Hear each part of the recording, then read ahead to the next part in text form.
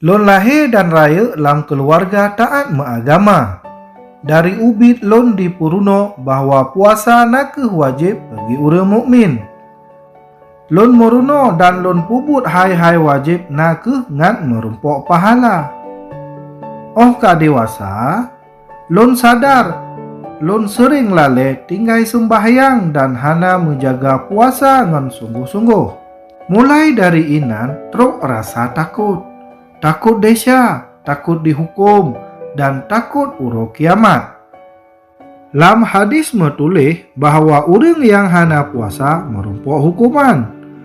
Menancit gure agama gepegah hana mandum puasa diterima lepota Allah. Tema, bak sabah uro lon baca kitab Injil atarakan lon. Ajaran Isa Al-Masih gepegah bahawa pote Allah akan geterimong ibadah niba urang sadar akan buk jihud dan mengharap ampunan desya. Baksaannya ulun mutobat dan yakin pote Allah akan gepe ampun dan geterimong ibadah lun karena rahmat Isa Al-Masih.